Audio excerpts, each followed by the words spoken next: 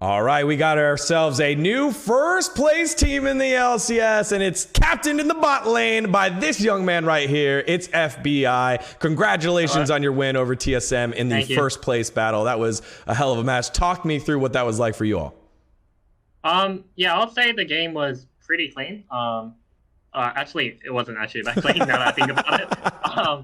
But I felt like the game was going pretty well for us. We had a Feather Stretch Olaf, which is a lot of priority and dragon stacking, and I think we accomplished that pretty well. And it was pretty funny because we hadn't played any Olaf at all, and there were just a lot of jungle bans, and yeah, Closer was just confident in the pick, and it worked out really well. Yeah, it definitely did, and it led to your victory here. Now at the top of the LCS, and it's been a journey for you all, right? Because I think there were expectations on you coming on in as the Golden Thieves or the 100 Guardians, whatever people were calling it. In the first split, you came in, you performed well, but you didn't get where you wanted to, made the big change in the mid lane, and now find yourselves atop of the table. What did this change bring to you personally on how you played the game and helped your growth?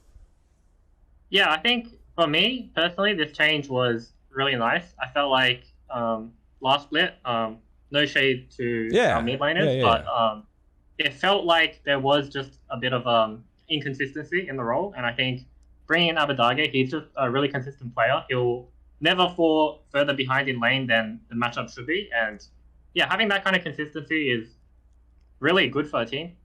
You know what you're going to get, and sometimes it's better than what you expect. So I feel like for me, that alleviates a lot of pressure in the game that I can just farm up, and when we come to team fighting, Abadage is probably the best team fighter in the league. So who's the most inconsistent now? I would say, based off of this week, we're all still pretty inconsistent, but hopefully we can improve that by the next week and playoffs, yeah.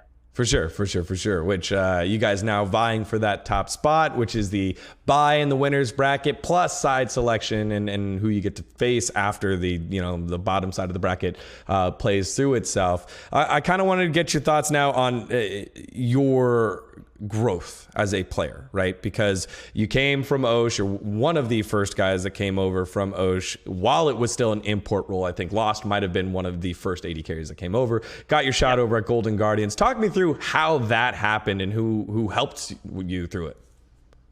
Yeah, so I was playing in spring on an Oceanic team, and we won that split and made it to MSI. And before I went to MSI, I got a message from Golden Guardians.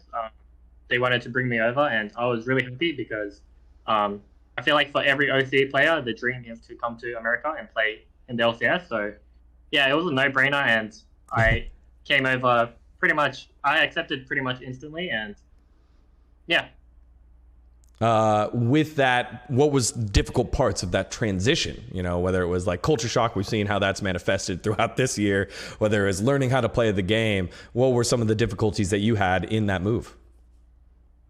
For me, I feel like there were quite a lot of difficulties. I think I really missed home, and I still do now, especially because of COVID. I can't go back, but I feel like America is pretty similar to Australia.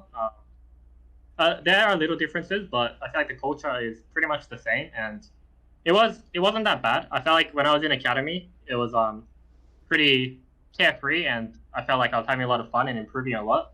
And then when I made the transition to LCS mid-split, it was pretty rough for me because I felt a lot of pressure that I had to prove myself, especially because I'm an import from a minor region. And at the time, if you were from Oath, people, I feel like from NA kind of looked down on you a lot. And I just had a lot of pressure on my shoulders when I made my debut. And obviously I didn't perform very well. And coming from Australia, there's not many viewers, like not many people talk about the game after you play and stuff like that. So when I played LCS and I couldn't help myself. I read like Reddit, read Twitter, whatever. No, you can't do it, man.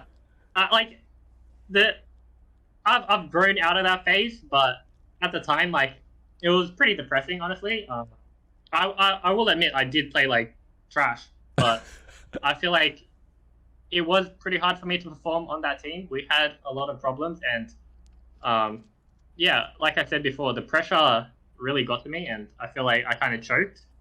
So it was a bit of a rough time for me. Always a learning lesson, though, whenever you make a mistake. And I think a lot of the time, especially Reddit, they're always pinpointing one side of the coin when it is a bot lane duo. Talk me through what this relationship has been like with you and Huhi through now multiple different teams. Yeah, I think the relationship with me and Huhi, it's been a long ride, honestly. From the very start, when I first came to Academy and played with him, I felt like he was really good, and I felt like he was a really nice person. And then when we together made the move to the LCS, in all honesty, like, I was a bit of a little brat. Like, we weren't playing well, and in my head, in a way, I kind of blamed Huhi, and that wasn't really fair because I play like trash too, and it was a bit of a rough patch for us to go through, I would say. But at the end, we talked it out, and I apologized because it was completely my fault. And yeah, I feel like we have a pretty rock solid relationship now, and we really trust each other. So I'm really glad that we got past the initial hump. That's fascinating, and I appreciate your honesty there, because a lot of the times we'll see duos, famous duos. I mean, obviously, Doublelift and Afromu were one of the most famous ones that had rifts that eventually weren't recoverable. So that's cool to hear you guys had that same thing and were able to talk about it, move on to the point where you're comfortable even acknowledging, yeah, there was a rift. It was real, and I was actually wrong on that. That's a lot of maturity beyond your years. And now going from some of those depths of your debut, of some of the bumps that you've had with your duo partner, now to being named when they talk about some of the best bot lanes in North America, you guys are right on up there. How does that feel, and how do you compare yourselves to some of the other top bot lanes in the LCS? Yeah, obviously it feels nice knowing that we are a really good bot lane, especially from where we came from. But I don't really think about that too much these days. Kind of just focused on being the best that we can be, me and Huhi, and we work really hard, I would say. We watch a lot of VODs together and do a lot of reviews on laning and stuff like that. And I would say that we're probably the best bot lane in the league. And I think we'll continue to prove that. We're starting to see a lot of Aphelios creep back on into the meta and some 1v9 type of performances. Now, what do you think of that champion, and what are some of the other champs that you're like, man, I'm like, I have to learn this, or I want to learn this, or God, I wish it would just go away? Big shout out to Danny. He ripped us a new one yesterday. 1v9 performance on Aphelios. I think Aphelios as a champion is really overtuned right now.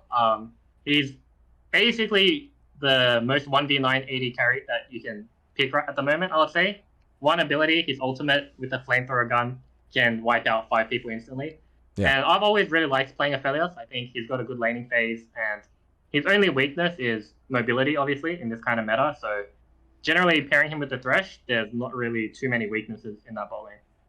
All right, well, there you go. Aphelios tips for all of you other AD carries out there. I know I'll be using that one. FBI, y'all. He's now the league leader on 100 Thieves and the rest of the squad as they move in to the last couple of weeks in the LCS. Thanks for making time to chat with me, brother. Thank you very much.